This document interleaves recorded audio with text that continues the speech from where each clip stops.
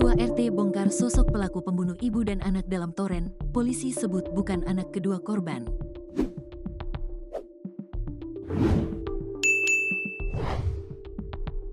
Polisi belum mengungkap identitas pelaku pembunuhan ibu dan anak di Angke, Tambora, Jakarta Barat. Pelaku membunuh korban berinisial TSL, 59, dan S, 35, menggunakan benda tumpul.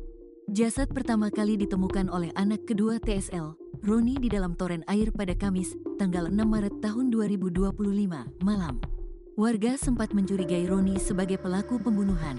Namun, polisi memastikan Roni tak terlibat kasus pembunuhan dan tak memiliki hubungan dengan pelaku. Setelah pelaku ditangkap, Roni enggan memberikan pendapat karena masih berduka atas kematian ibu dan kakaknya.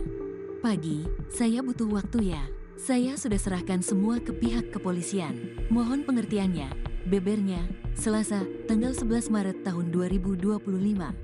Ketua RT setempat, Yanti, mengaku telah melihat wajah pelaku dan memastikan bukan warganya. "Dekat pos Giro yang kontraknya dekat Angke Jaya, enggak ada yang kenal.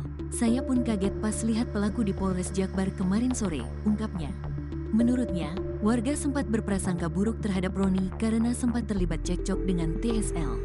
"Orang-orang kan nuduh anaknya, enggak tahunya orang lain. Saya juga kaget, baru lihat saya.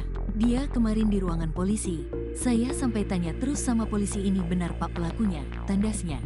Kasat Reskrim Polres Metro Jakarta Barat, AKBP Arfan Zulkan, mengatakan motif pembunuhan TSL dan S belum dapat diungkap karena masih proses penyelidikan. "Nanti kita jawab pada saat rilis ya. Pada saat ini kita hanya untuk berkaitan dengan penangkapan," tuturnya, Senin, tanggal 10 Maret tahun 2025.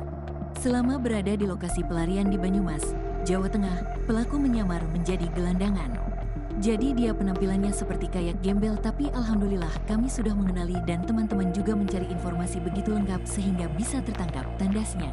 Sejumlah barang bukti kasus pembunuhan juga diamankan seperti senapan angin serta sepeda motor. "Ya alhamdulillah sampai sekarang tidak perlawanan dari pelaku untuk pada saat kami tangkap," imbuhnya. Ia menambahkan pelaku membunuh kedua korban seorang diri menggunakan benda tumpul. Terkait sosok pelaku, Arfan memastikan bukan anak kedua korban yang pertama kali menemukan jasad dalam toren air.